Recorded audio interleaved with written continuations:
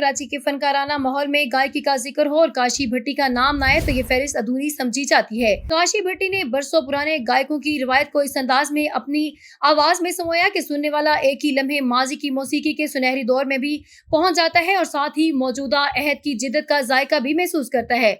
इनकी गायकी में वो रंग, आहंग और लोच है जो पुरानी महफिलों के साथ गायकों का खासा था, मगर साथ ही वो सामने को जदीद धुनों और स्टेज की ताजगी से भी लुत्फ अंदोज कराते हैं। काशी भट्टी का फन सिर्फ नगमगी तक महदूद नहीं बल्कि उनके स्टेज पर मौजूद होने का अपना एक जादू है।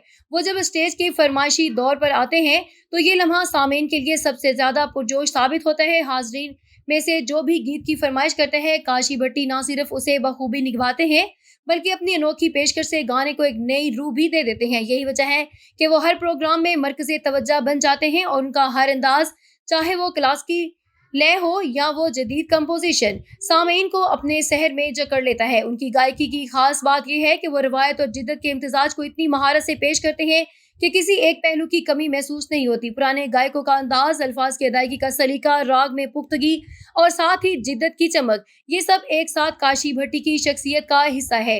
यही वो खसूसियत है जो इन्हें हम असर फनकारों से मुमताज करती है। रवां साल 12 सितंबर को मुल्तान में होने वाले सरायकी बेस्ट अवार्ड प्रोग्राम में काशी भट्टी की शिरकत की खबर उनके मदाहों के लिए किसी खुशखबरी से कम नहीं। इस तकरीब में सरायकी खित्ते के नुमाया फनकार, शोरा और गुलकार अपनी खिदमात और फन के हवाले से अवार्ड्स हासिल करेंगे। काशी भट्टी इस मौके पर अपनी गायकी से न सिर्फ सामीन को महसूस करेंगे बल्कि सरायकी मौसीकी के गहराई और हुस्न को भी उजागर करेंगे। इस हवाले से मारूफ सरायकी समाजी शख्सियत रिजवान हुसैन कलंदरी ने एक खसूसी मुलाकात में कहा कि काशी भट्टी से मुलाकात एक यादगार तजर्बा था।